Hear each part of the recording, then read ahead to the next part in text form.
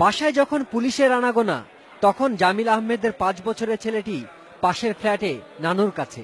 তখনও শোবার ঘরে মাকে জিজ্ঞাসাবাদ করছে পুলিশ। চকবাজারের পোস্তায় ব্যবসা করতেন 33 বছর বয়সী জামিল। সকাল 11টায় মৌসুমী আহমেদ তার মাকে জামিলের নিখোঁজ হবার খবর দেন। কইছে, মা তুমি এদিকে আসো, ওর আব্বু পাই না। এই বাবা, আমি আর কিছু জানি না। প্রাথমিক জিজ্ঞাসাবাদ শেষে পুলিশ জানায় রবিবার রাতেই জামিল আহমেদকে হত্যা করা হয়। পরে ঘরে তালা দিয়ে চলে যান তার স্ত্রী।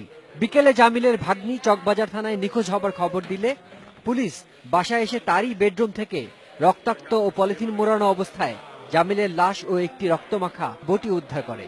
ধারণা করছি যে স্ত্রীর সহায়তায় এই ঘটনা হয়েছে এবং এর সাথে আরো ধারণা করছি যে পরকীয়ার একটা আভাস পাওয়া যাচ্ছে। তো আমরা প্রাথমিকভাবে মোটামুটি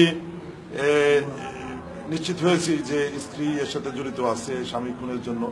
তদন্তের স্বার্থে আটক 2 জনের নাম প্রকাশ করেনি পুলিশ। তবে তাদের মধ্যে মৌসুমীর প্রেমিক রয়েছে কিনা তাও জানায়নি পুলিশ। শিমুল বাশার, ইন্ডিপেন্ডেন্ট নিউজ, ঢাকা।